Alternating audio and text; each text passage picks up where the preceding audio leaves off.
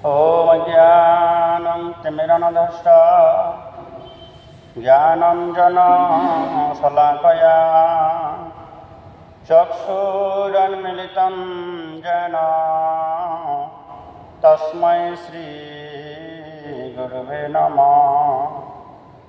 नमो महावदन्नाय कृष्णप्रेम प्रदायते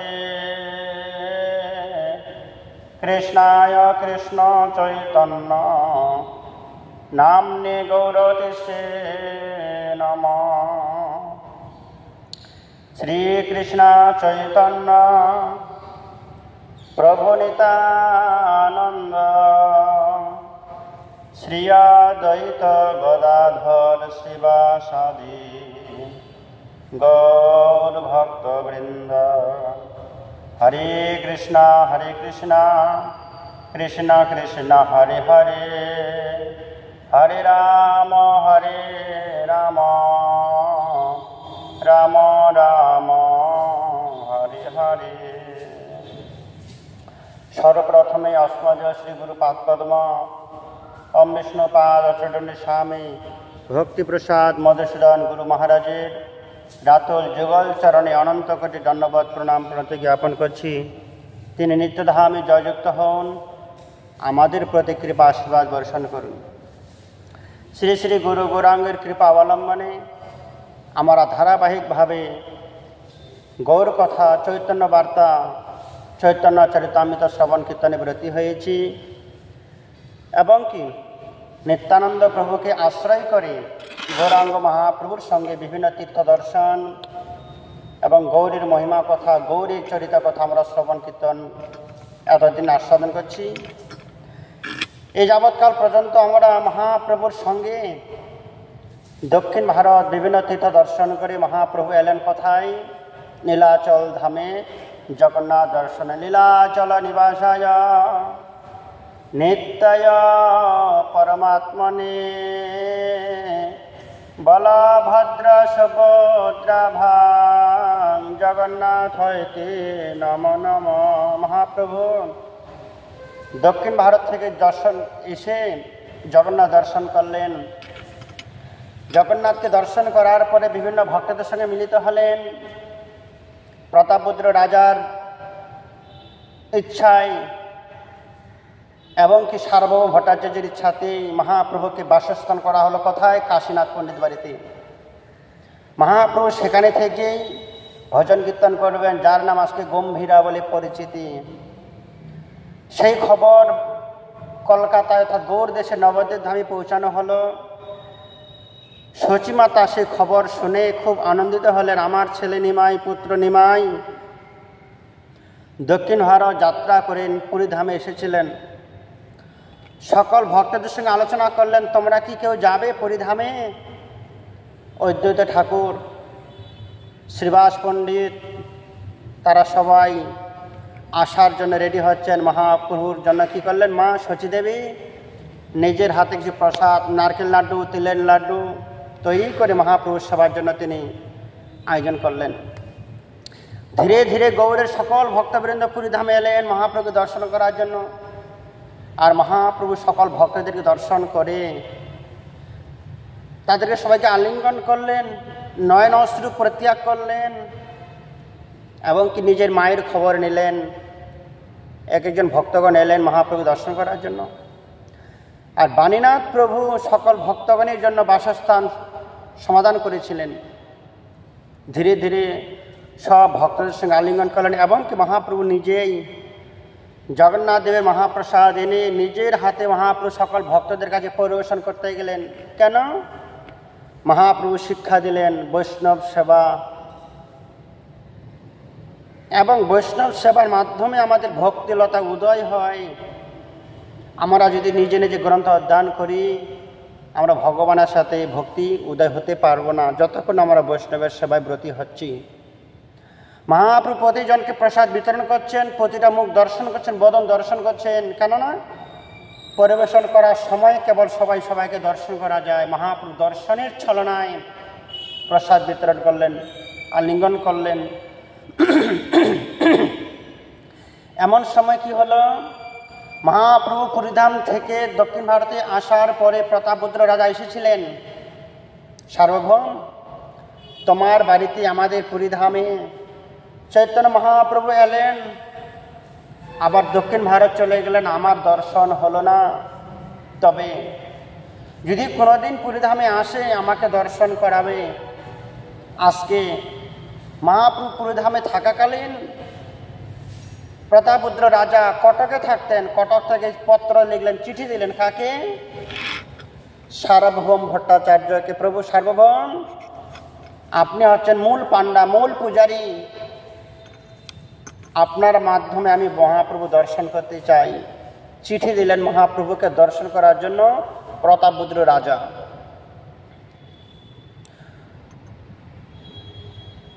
পূর্বে দক্ষিণ হইতে প্রভু যবে আইলা, তারে মিলিতে গজপতি উৎকণ্ঠা হইল। কখন আমি মহাপ্রভুকে দর্শন করব? তিনি তো পতিত পাবন, পুরো জগৎ উদ্ধার করার জন্য এলেন, কিন্তু আমাকে দর্শন এখনো দেননি। উৎকণ্ঠা, লালসা মহাপ্রভুকে দর্শন করার জন্য। কটক হইতে পত্রী দিল সার্বভৌম ঠাই, প্রভুর আজ্ঞা হয়ে যদি দেখিবারে যায়। পত্র দিলেন, সার্বভৌম আপনি কি মহাপ্রভুকে রাজি করিয়েছেন? আমার প্রার্থনা জানিয়েছিলেন, তিনি কি আমার প্রার্থনা মঞ্জুর গ্রহণ করেছেন? আজ্ঞা হয়েছে, আমি কি দর্শন করতে যাব? ভট্টাচার্য লিখিল, প্রভুর আজ্ঞা না হইল, পুনরপি রাজা তারে পত্রে পাঠাইল। সার্বভৌম ভট্টাচার্য তার প্রশ্নের উত্তরে একটা চিঠি দিলেন, রাজন তোমার জন্য মহাপ্রভুর চরণে অনেক প্রার্থনা করেছি, আবেদন করেছি, কিন্তু মহাপ্রভু তোমার আবেদন গ্রহণ করেননি, তোমাকে দর্শন দেবে না বলেছেন। যখন এই বার্তাটা রাজা পেলেন, রাজা আবার চিঠি দিলেন কাকে? সার্বভৌম ভট্টাচার্যকে। দ্বিতীয় পত্র দিলেন,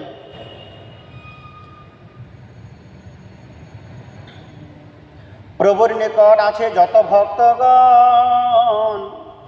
কি বললেন রাজন? প্রতাপরুদ্র রাজা সার্বভৌমকে পত্র দিলেন, হে সার্বভৌম আপনি একা একাই মহাপ্রভুর চরণে প্রার্থনা করেছিলেন আমার জন্য, তাই তো হয়তো মহাপ্রভু আপনার কথাটা গ্রহণ করেননি। এবারে আপনি মহাপ্রভু যত পার্শ্বদগণ আছে, নিত্যানন্দ প্রভু, অদ্বৈত প্রভু, শ্রীনিবাস আচার্য, বাণীনাথ, গোবিন্দ, দামোদর, মহাপ্রভুর যত সদস্য, যত ভক্ত আছে, সবাইকে নিয়ে একদিন মহাপ্রভুর চরণতলে আমার কথাটা বিনয় করুন। তাহলে সবার কথাটা একই সঙ্গে যদি আপনারা আমার হয় বলেন, তাহলে মহাপ্রভু সেটা নিশ্চয় গ্রহণ করবেন। কেননা মহাপ্রভুর অন্তরঙ্গ ভক্তগণ আছেন, তাদের কথা মহাপ্রভু অস্বীকার করতে পারবেন না। মোর লাগি তাসবারে করিও নিবেদন, আমার জন্য সবাই মিলে আপনারা মহাপ্রভুর কাছে প্রার্থনা করবেন। সেই সব দয়ালু মরে হইয়া সদয়, মোর লাগে প্রভু পদে করিবে বিনয়। সেই বৈষ্ণব ঠাকুরগণ, মহাজন ব্যক্তিগণ, নিত্যানন্দ প্রভু, তারাও যদি আমার নামে একবার নিবেদন করে, মহাপ্রভু সেটা গ্রহণ করবেন। দাসবার প্রসাদে মিলে শ্রী প্রভুর পায়, প্রভু কৃপা বিনা মোর রাজ্য নাহি ভাই। নিচে কি লিখলেন চিঠিতে? আপনারা সবাই মিলে প্রভুর চরণে প্রার্থনা করবেন আমার দর্শনের জন্য, আমি যেন দর্শন করতে পারি। আপনাদের সবার কৃপা ছাড়া, অনুমতি ছাড়া, প্রার্থনা ছাড়া আমি দর্শন করতে পারবো না। যদি আমি দর্শন করতে না পারি, যদি প্রভুর কৃপা আমার শিরে না আসে, তাহলে এত সুন্দর রাজ্যটা আমার রেখে কি লাভ? এত সুন্দর অট্টালিকা, বাড়ি গাড়ি, আত্মীয় স্বজন, নিজের মান, গর্ব, অহংকার, কি লাভ যার করুণা যদি আমার মস্তকের উপর না বর্ষিত হয়? চিঠিতে লিখলেন, যদি মরে কৃপা না করিবে গৌর হরি, রাজ্য ছাড়ি যোগী হইব ভিখারি। চিঠিতে লিখলেন, যদি গৌরহরি আমাকে কৃপা না করেন, আমাকে যদি দর্শন দেন না দেন, আমি রাজ্য ছাড়ি যোগী হয়ে, ভিখারি হয়ে আমি দেশ দেশান্তরে চলে যাব। রাজ্য পরিত্যাগ করে দেব, সংসার ছেড়ে আমি বৈরাগী হয়ে বৃন্দাবন ধামে অন্যত্র চলে যাব। যার শিরে গৌরের কৃপা না হবে বেঁচে থেকে কী লাভ? আমি যোগী হয়ে সংসার ছেড়ে উদাসীন হয়ে যাব যদি আমাকে গৌরাঙ্গ মহাপ্রভু কৃপা না করে। ভট্টাচার্য পত্রী দেখি চিন্তিত হইয়া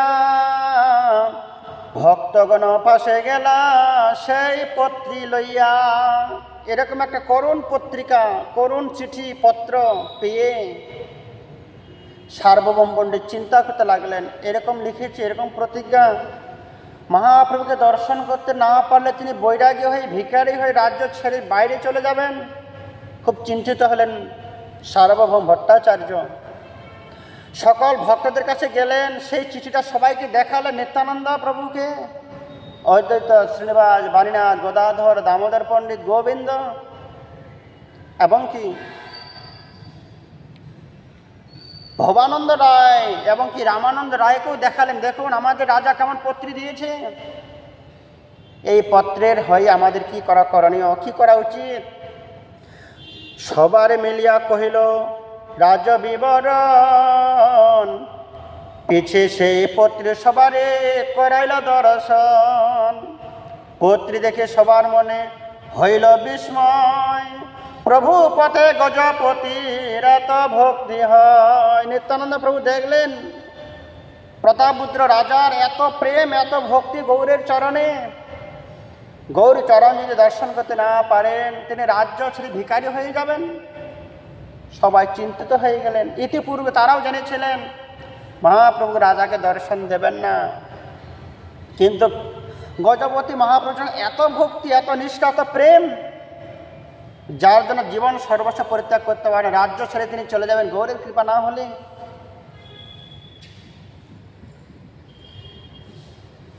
সবে কহে প্রভু তারে কবু না মিলিবে,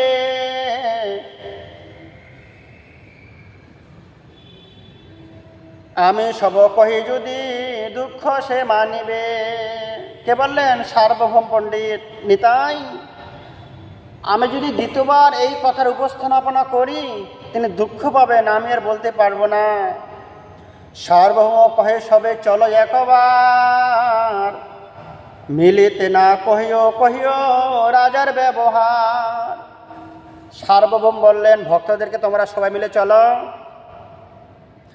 সরাসরিভাবে আমরা মহাপ্রভুকে বলতে পারবো না, বলবো না যে আপনি রাজার সঙ্গে মিলিত হন, রাজাকে আশীর্বাদ করুন, আমরা বলবো না। কেননা তিনি বলেছিলেন দ্বিতীয়বার যদি রাজ দর্শনের কথা তোমরা আমাকে বলো, আমি লীলাচল ধাম ছেড়ে অন্যত্র চলে যাব। মহাপ্রভু বললেন যদি রাজাকে দর্শন তোমরা করাও আমি পুরীধাম ছেড়ে চলে যাব। অন্যদিকে রাজা পুত্রী দিলেন, আমি যদি গৌরের দর্শন না পাই আমি রাজ্য ছেড়ে চলে যাব। কিন্তু আমাদেরকে দুজনকে প্রয়োজন, ভক্ত এবং ভগবান। এত বলে সবে গেলা মহাপ্রভু স্থানে, কহিতে উন্মুখ সবে না কহে বচনে। একজন অপরজনের দিকে তাকাচ্ছেন কিন্তু ভয়ে। আবার যদি এমন কথা বলো যদি ভগবান বিচ্ছেদ হয়ে আমাদের থেকে চলে যায়, মহাপ্রভু যদি দুঃখ পায়, অসন্তুষ্ট হয়, সেই জন্য কোনো ভক্ত মহাপ্রভুকে বলতে পারছেন না তারা কেন এলেন। শুধু একজন অপরজনের দিকে তাকাচ্ছেন। কেউ বলছে আপনি বলুন, গদাধর বলছে পণ্ডিত আপনি বলুন, কেউ বলতে পারছেন মহাপ্রভুকে। মহাপ্রভু সবার মুখ দর্শন করলেন, তোমাদের মনে কিছু দুঃখ আছে, তোমরা কিছু আমাকে বলতে যাচ্ছ, তোমরা বলো না কেন? প্রভু কহে কি কহিতে সবার আগমন, দেখিয়ে কহিতে চাহ না কহ কি কারণ। তোমরা কিছু বলতে চাচ্ছ আমাকে, বলছো না কেন? তোমাদের কি দুঃখ? একসঙ্গে সবার একত্র হওয়ার মানে কিছু গুরুত্বপূর্ণ আলোচনা আছে, ইষ্ট গোষ্ঠী আছে, তোমরা বলো। নিত্যানন্দ কহে তোমায় চাহি নিবেদিতে, না কহিলে রহিতে নারী কহিতে পায় ভয় পায় চিত্তে। নিত্যানন্দ প্রভু বললেন প্রভু তোমার চরণে একটা প্রার্থনা নিবেদন করতে এসেছি। না বললেও আমরা থাকতে পারছি না, আবার ভয়ে তোমাকে বলতেও পারছি না। এই কথা যদি আপনাকে না বলি আমাদেরও খুব দুরবস্থা, খুব দুঃখ, কিন্তু তোমাকে বলতেও পারছি না ভয়ে।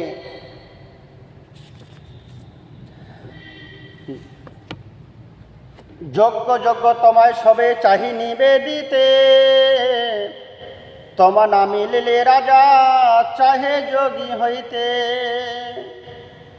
কানে মুদ্রা লই মই হইব ভিখারি, রাজ্য ভোগ নহে চিত্তে বিনা গৌর হরি।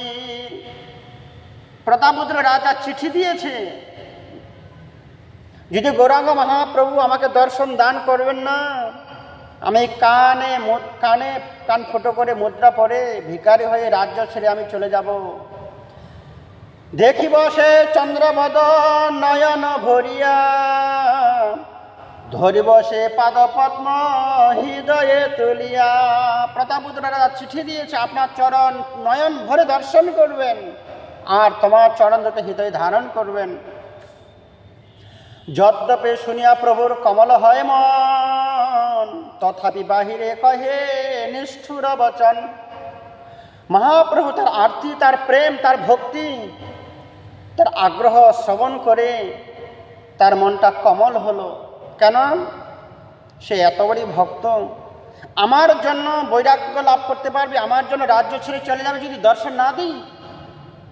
মহাপ্রভুর মনটা শীতল হলো, কিন্তু বাইরে প্রকাশ করলেন না।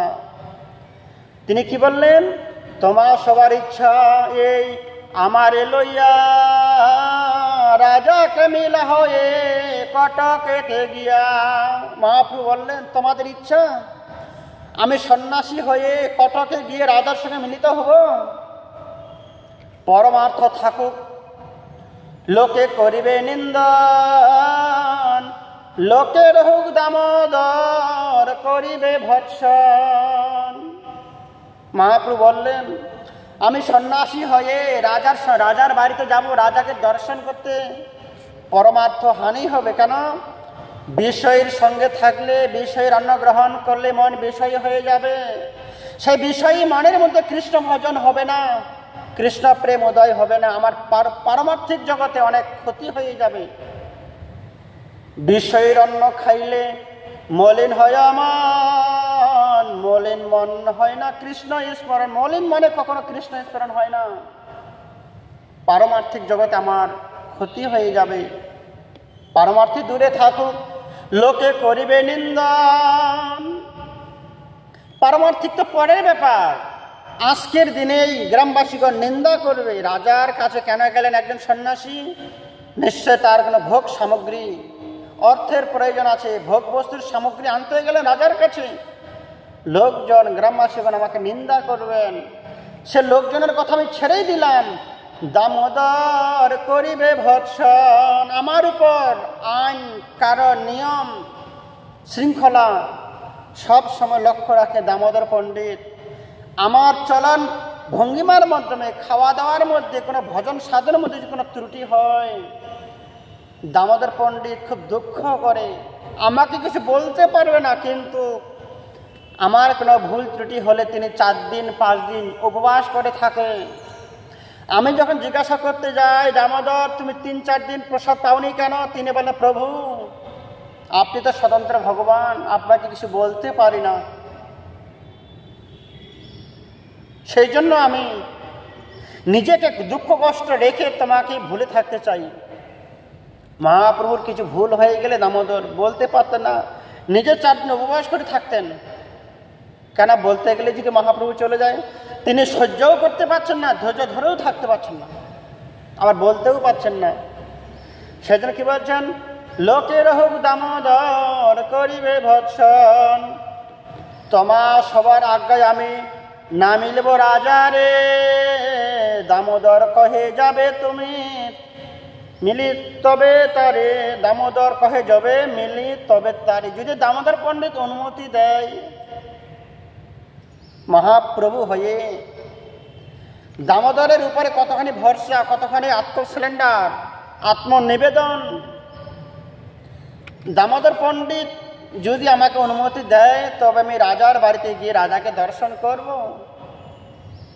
দামোদর কহে, তুমি স্বতন্ত্র ঈশ্বর, কর্তব্য সব তোমার গোচর। দামোদর বললেন, প্রভু আমি তোমাকে অনুমতি দেব, তুমি স্বতন্ত্র ভগবান, স্বতন্ত্র ঈশ্বর, কি কর্তব্য নয় সব কিছু তোমার চরণ তলে রয়েছে, তুমি সব কিছুই জানো, আমি আপনাকে অনুমতি দিতে পারি। আমি ক্ষুদ্র জীব, তোমাকে বিধি দেব, আপনি মিলবে তারে তাহাও দেখিব। কি বললেন যে প্রভু আমি ক্ষুদ্র জীবাধন, আমি আপনাকে বলতে পারি কি কর্মটা কর্তব্য কোনটা কর্তব্য নহে। আপনি যদি দর্শন নাও দেন আমরা এটাও দর্শন করব, আপনি যদি রাজাকে দর্শন দিতে যান সেটাও আমরা দর্শন করব, আমরা কোনো কিছু আপনাকে বলতে পারি না। রাজা তোমার স্নেহ করে তুমি স্নেহবশ,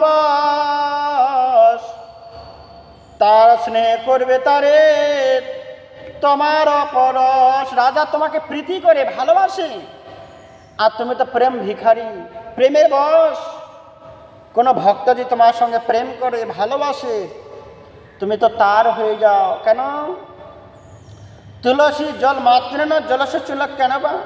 সামান্য এক ফোঁটা চোখের জল একটা তুলসী পাতা তোমাকে নিবেদন করলে তুমি বিক্রি হয়ে যাও, তার কাছে ঋণী হয়ে যাও। রাজার এত বড় আরতি, এত বড় তার ভক্তি, এত বড় তার বৈরাগ্য, তুমি তার প্রেমে বশ হয়েছ, তার প্রেমে তুমি বিক্রি হয়ে গেলেন।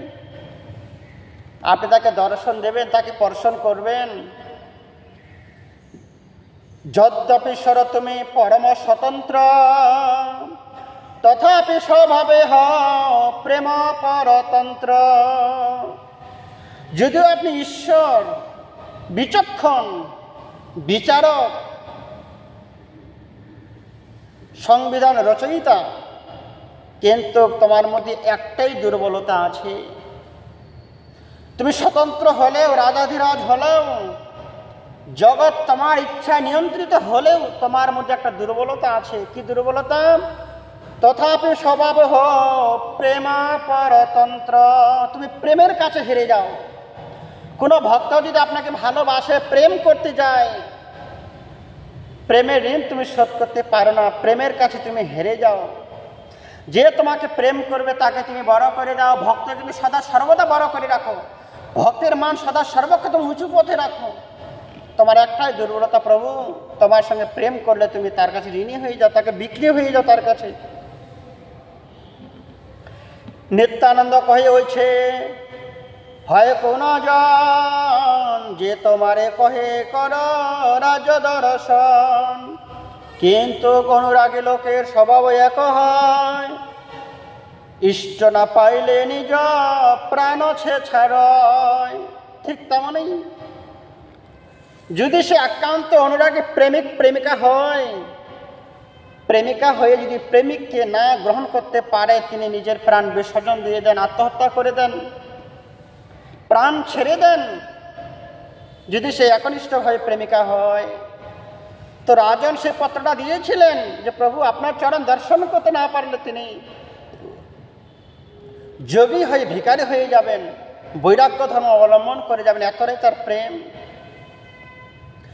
যাজ্ঞিক ব্রাহ্মণের সব তাহাতে প্রমাণ, কৃষ্ণ লাগে পতি আগে ছাড়িল প্রাণ। উদাহরণ আছে শ্রীধাম বৃন্দাবন ভূমিতে। যাজ্ঞিক ব্রাহ্মণগণের পত্নীগণ যখন ভগবত দর্শনে যেতে পারলেন না, বংশী বটে যখন বংশী ধ্বনি করলেন, বংশীধারী ভগবান শ্রীকৃষ্ণ, কিছু কিছু ব্রাহ্মণ পত্নীগণ যেতে পারলেন না বংশী বটে। ভান্ডির বনের পাশেই বংশীবট। তখন কি করলেন? সে যাজ্ঞিক পত্নীগণ ভগবানের বিচ্ছেদে বিরহে ভগবানের কাছে যেতে পারলেন না, ঘরে থেকে দেহটা ছেড়ে দিয়ে প্রাণ বায়ুটা নিয়ে চলে গেলেন ভগবান শ্রীকৃষ্ণের কাছে। দেহটা পড়ে রইল মৃত হয়ে শরীর ঘরের মধ্যে, প্রাণটা চলে গেল ভগবানের কাছে। এতটাই তার ভগবানের সাথে সম্বন্ধ, এতটাই তাদের প্রেম, এতটাই আরতি অনুরাগ, ভগবানের জন্য নিজের স্বামী সন্তান পত্নীকে ত্যাগ করে দিলেন ভগবত ধাম দর্শন করার জন্য। কৃষ্ণ লাগি পতি আগে ছাড়িল প্রাণ। এক যুক্তি আছে যদি করো অবধান, তুমি নামালিও তারে রহে তার প্রাণ। আর একটা যুক্তি আছে, কে বলছেন? নিত্যানন্দ প্রভু বললেন, প্রভু আর একটা উপায় আছে, আপনিও তাকে দর্শন দিবেন না, তিনিও আপনাকে দর্শন করবেন না, অথচ তার মনের মধ্যে একটা সান্ত্বনা আসবে। কিভাবে? এক বহির্বাস যদি দেহ কৃপা করি, তাহা পাইয়া প্রাণ রাখে আশা এ তোমার আশা ধরি। কি করতে হবে? প্রভু আপনার একটা বহির্বাস, একটা বস্ত্র দিন, সেই বস্ত্রটা আমরা রাজাকে অর্পণ করব। সেই রাজা আপনার ব্যবহৃত বস্ত্র ধারণ করে হাজারা প্রণাম করে বুকে ধারণ করে রাখবেন আশা নিয়ে। আজকে আমাকে মহাপ্রভু বস্ত্র দান করেছেন, কোনো না কোনো একদিন আমাকে দর্শন দেবেন, এই আশা নিয়ে। যেমন শ্রীমতী রাধারানী আজকে ভগবান শ্রীকৃষ্ণ মথুরায় যাচ্ছেন, কালকে ফিরে আসবেন, এই যে আসবেন কথাটা, আশায় আশাটা জীবন ধারণ করে আছেন, কবে না ভগবান আসবেন। ঠিক তেমনই প্রতাপরুদ্র রাজা যদি আপনার একটা বসন লাভ করতে পারে, বসনের মধ্যে প্রভুকে দর্শন করে কবে প্রভু আমাকে দর্শন করবেন, এই আশা নিয়ে তিনি বেঁচে থাকতে পারবেন। তিনি আর রাজ্য ছেড়ে ভিখারি হয়ে রাজত্ব ছেড়ে বাইরে চলে যাবেন না। প্রভু কয়ে তুমি সব পরম বিদ্বান, যেই ভালো হয় সেই কর সমাধান। মহাপ্রভু স্বীকার করলেন এটা। তবে নিত্যানন্দ গোসাই গোবিন্দের পাশ মাগিয়া লইল প্রভুর এক বহির্বাস। আর মহাপ্রভুর কাপড় কেচে দিতেন কে? গোবিন্দ। মহাপ্রভুর সেবা করতেন গোবিন্দ। নিত্যানন্দ প্রভু গোবিন্দের কাছে গেলেন, গোবিন্দ মহাপ্রভুর একটা বস্ত্র বহির্বাস দাও। একটা বহির্বাস মেঘে নিয়ে সেই বহির্বাসটা সুন্দর করে পাঠিয়ে দিলেন রাজার বাড়িতে। সেই বহির্বাস সার্বভৌম পাশ দিলাম, সার্বভৌম সেই বস্ত্র রাজারে পাঠাইল। বস্ত্র পাইয়া রাজার মনে আনন্দিত মন, প্রভু রূপ করে করে বস্ত্রের পূজন। সেই বস্ত্রটাকে পুজো করছেন সার্বভৌম ভট্টাচার্য। কি বলেন? রাজা প্রতাপরুদ্র। কেন? এই বস্ত্রটা মহাপ্রভু পরিধান করেছেন, ব্যবহার করেছেন। মহাপ্রভুর শরীরের গন্ধ, শরীরের স্পর্শ বস্ত্রের মধ্যে লুকায়িত আছে। সেই বস্ত্রটাকে মহাপ্রভু জ্ঞানে পুজো করতে লাগলেন সার্বকে প্রতাপরুদ্র রাজা। রামানন্দ রায় যবে দক্ষিণ হইতে আইলা, প্রভুর সঙ্গে রহিতে রাজাকে নিবেদিলা। তবে রাজা সন্তোষে তাহার আজ্ঞা দিলা, আপনে মিলন লাগে কহিতে লাগিলা। কি বললেন? এইদিকে রামানন্দ রায় আর মহাপ্রভু দুজনের খুব অন্তরঙ্গ, একজন বিশাখা সখী, একজন কৃষ্ণ। রামানন্দ রায় মহাপ্রভুর সঙ্গে এতটাই প্রেম, সকল ভক্তগণের কথা যখন মহাপ্রভু গ্রহণ করলেন না, এবারে রামানন্দ রায় অনুভব করলেন যে রাজার আদেশে আমি মহাপ্রভুর সঙ্গে বসবাস করছি, যে রাজন কৃপা করে আমাকে মহাপ্রভুর সঙ্গে বাস করার সৌভাগ্য করে দিয়েছিলেন, সে রাজার হয়ে যদি আমি মহাপ্রভুর কাছে একবার প্রার্থনা করি, দেখি তো মহাপ্রভু মহাকৃপা করেন তোমারে, মোরে মিলে এবারে অবশ্য সাজিবে তাহারে।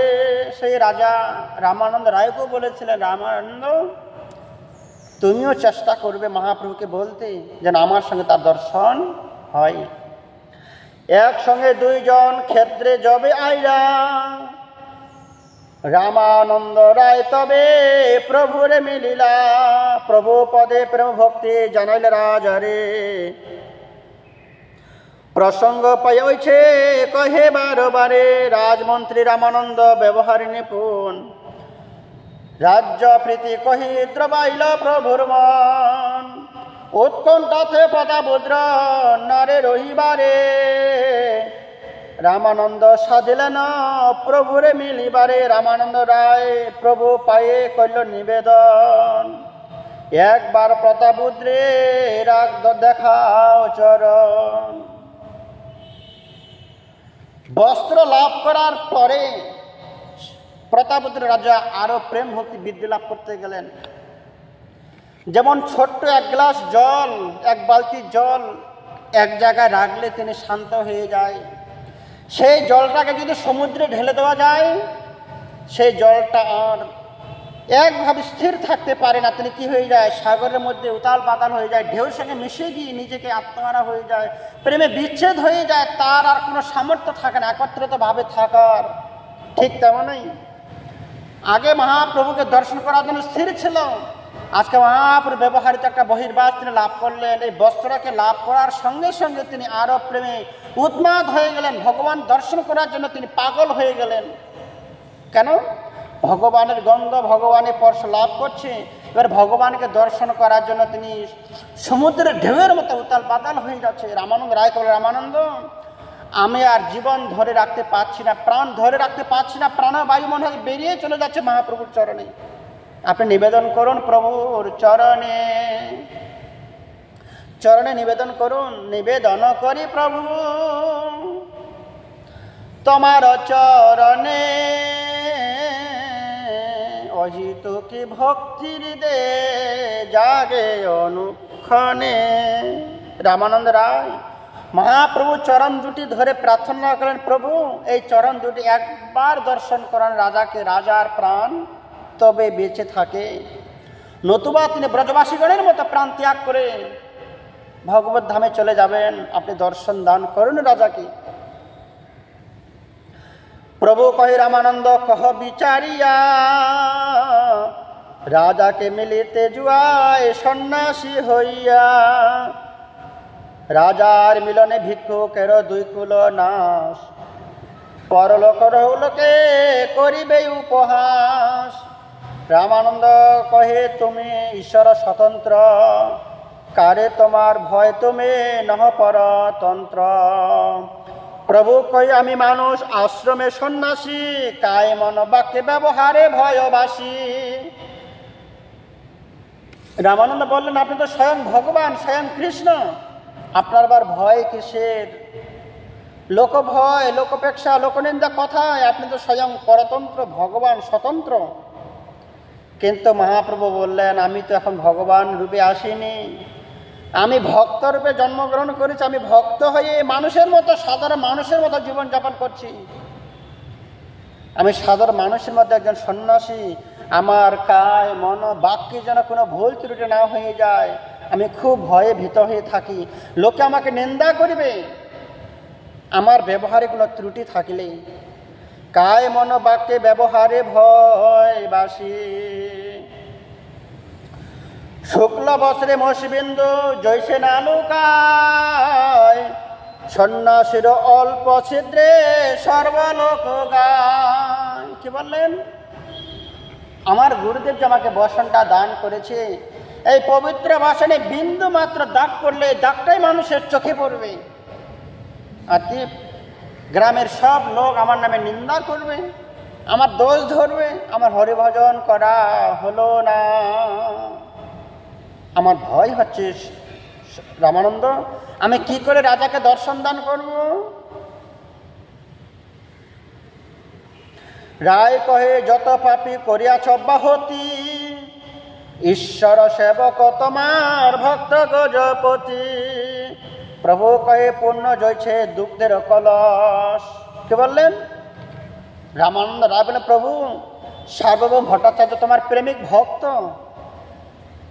কত কত রাজারে, কত কত পাপীদের উদ্ধার করলেন, কত কত বড় বড় পাপীরা অব্যাহতি পেয়ে গেল সংসার সমুদ্র থেকে। জগাই মাধাই চাঁদ কাজী বড় বড় অসুরদেরকে আপনি অব্যাহতি দিলেন, সংসার পার করে দিলেন।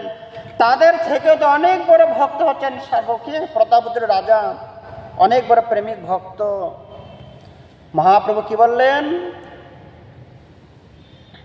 প্রভু কহে, পুণ্য জয়ছে দুগ্ধের কলস, সুরা বিন্দু পাতে কইছে না করে পরশ। কি বললেন?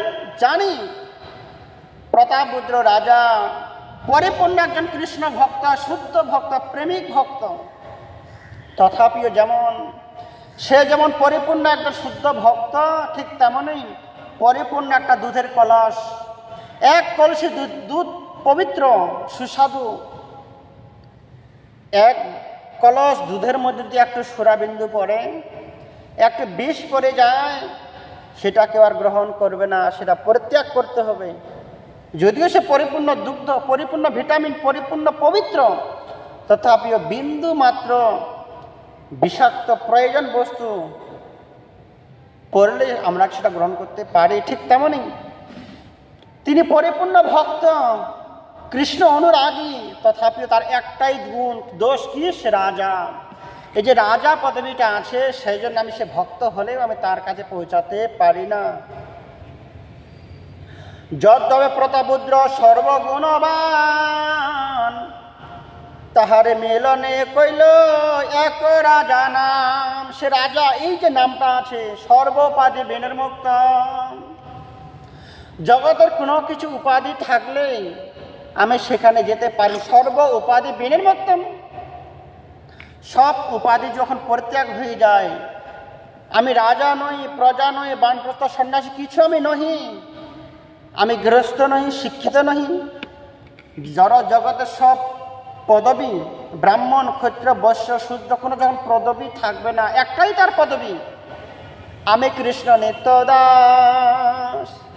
যখন কৃষ্ণ দাস পদবীটা যতক্ষণ না তার কাছে আসবে, ততক্ষণ আমি তার কাছে পৌঁছাতে পারি না। রামানন্দ, তার একটাই পদবী, কি পদবী? সে রাজা। তথাপি তোমার যদি মহাগ্রহ, তবে আনি মেলাও তুমি তাহার তনয়। মহাপ্রভু বললেন, রামানন্দ, তোমার যদি এত ইচ্ছা দর্শন করার, পিতা তুল্য পুত্র, পুত্র তুল্য পিতা, তুমি একটা কাজ করো, রাজার পুত্রকে আনো, আমি পুত্রকে আলিঙ্গন করব, পুত্রকে ভালোবাসবো। সেই পুত্র বাবার কাছে যাবে, বাবাকে দর্শন করবে, সেই পিতা হয়ে পুত্রকে দর্শন করলে পুত্রের মাধ্যমে আমাকে দর্শন করতে পারবে। মহাপ্রভুটা যুক্তি দিলেন, একটা সিদ্ধান্তে এলেন। আত্মা বয়ে যাতে পুত্র, এই শাস্ত্রবাণী, পুত্রের মিলনে যেন মিলিবে আপনি। কেন? পিতার ঔরসে পুত্রের জন্ম, পিতা পুত্রের মধ্যে কোনো পার্থক্য নেই। আমি পুত্রের সঙ্গে মিলন হব, পুত্রকে লাভ করলে পিতা আমার স্পর্শগন্ধ তিনি পেয়ে যাবেন, অনুভব করতে পারবেন। তবে রায় যায় সবে রাজারে কহিলা,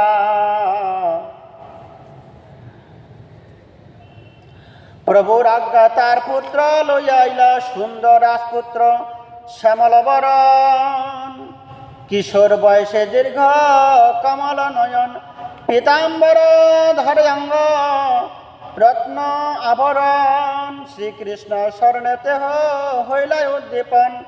তারে দেখি মহাপ্রভু শ্রীকৃষ্ণ স্মিত হইল, প্রেমাবেশে তার এক মিলি কহিতে লাগিল, এই মহাভাগবত যাহার দর্শনে ব্রজেন্দ্র নন্দন স্মৃতি হয় সর্বজনে, কৃতার্থ হইলাম আমি তাহার দর্শনে। এত বলে কল্য তারে পূর্ণয়ালিঙ্গনে, প্রভু পর্শে রাজপুত্রের হইল প্রেমাবেশ, ছেদ কম্প অশ্রুস্তম্ভ পুলক বিশেষ, কৃষ্ণ কৃষ্ণ কহে নাচে করে ক্রন্দন, তার ভাগ্য দেখি শ্লাঘা করে ভক্তগণ। তবে মহাপ্রভু তারে ধৈর্য করাইলা, নিত্য আসি আমায় মিলি এই আজ্ঞা দিলা, বিদায় হইয়া রায় আইলা রাজপুত্র লইয়া। রাজা সুখ পাইল পুত্রের চেষ্টা দেখিয়া, পুত্রে আলিঙ্গিয়া করি প্রেমাবিষ্ট হইলা, সাক্ষাৎ ঈশ্বর জন মহাপ্রভু পাইলা, সেই হইতে ভাগ্যবান রাজার নন্দন, প্রভু ভক্তগণ মধ্যে হইলা একজন। এইভাবে রাজার পুত্রকে এলেন, রাজপুত্রকে মহাপ্রভু দর্শন করলেন। আর রাজপুত্র হচ্ছেন শ্যামবর্ণ, মরলধারীর মতো ত্রিভঙ্গময়, রাজপুত্রকে দর্শন করে ভগবানকে দর্শন পাচ্ছেন, তার মধ্যে থেকেও বারে বারে মহাপ্রভু তাকে আলিঙ্গন করলেন সন্তানকে। কি বললেন? হে রাজপুত্র, রাজন, রাজকুমার, তুমি প্রতিদিন আমার কাছে আসবে, আমাকে দর্শন দান করবে, তাই আশীর্বাদ করলেন। তার কি ভাগ্য, মহাপ্রভু তাকে আলিঙ্গন করলেন। আর সেই রাজপুত্র যখন রাজার কাছে গেলেন, রাজা খুব দর্শন করলেন, তাকে আলিঙ্গন করলেন, প্রেমে আত্মহারা হয়ে গেলেন, তার মধ্যে থেকে মহাপ্রভুকে দর্শন করলেন। এইভাবে মহাপ্রভু বিভিন্ন ভক্তগণের সঙ্গে থেকে বিভিন্ন রকম লীলা বিলাস করতে লাগলেন। যদ্যপি লীলা করে গৌররায়, কোন কোন ভাগ্যবান দেখিবারে পায়। এরকম লীলা বিলাস নিয়ে থাকলেন মহাপ্রভু ধামে। কিন্তু তথাপিও রাজার খুব ইচ্ছা, আমি মহাপ্রভুর বস্ত্রের মাধ্যমে তাকে দর্শন করলাম, আমার পুত্রের দ্বারা ভগবানকে দর্শন করলাম, তথাপিও রাজার ইচ্ছা আমি আমার নিজের চক্ষু দিয়ে দর্শন করব, নয়ন ভরে দর্শন করব, তার চরণকমল হৃদয় ধারণ করব। এই বাসনাটা তার পূর্ণ হচ্ছে না, কিছুতেই তিনি মানতে পারছেন না আমি নিজ দর্শন করব। কিন্তু সকল ভক্তগণ এটাও করবেন, রাজাকে মহাপ্রভুর সঙ্গে মিলিত করাবেন, নিজের হাতে মহাপ্রভু যেন চরণ ধরে নিতে পারেন, রাজা নয়নে দর্শন করতে পারেন। কিভাবে তিনি করবেন আগামীকালকে আমরা শ্রবণ করব। আপনারা ধারাবাহিকভাবে ধৈর্য সহকারে চৈতন্য বার্তা, চৈতন্য চরিতামৃত শ্রবণ করবেন। আপনজন প্রিয়জনদেরকে আপনারা শ্রবণ করার সৌভাগ্য করাবেন, শেয়ার করবেন। এবং কি আপনাদের কেমন লেগেছে, ভালো লাগা না লাগা, আমার কথায় ভুল ত্রুটি হচ্ছে, সেগুলো আমাকে কমেন্ট করে জানাবেন। যদি ভালো লাগে আপনারা লাইক করবেন, শেয়ার করে দেবেন, ভগবানের গুণকীর্তন আপনারাও প্রচার করবেন। হরে কৃষ্ণ। বাঞ্ছা কল্পতরুভ্যশ্চ কৃপা সিন্ধু ভয়েব চ পতিতানাং পাবনেভ্যো বৈষ্ণবেভ্যো নমো নমঃ। হরে কৃষ্ণ। এখানেই বিশ্রাম।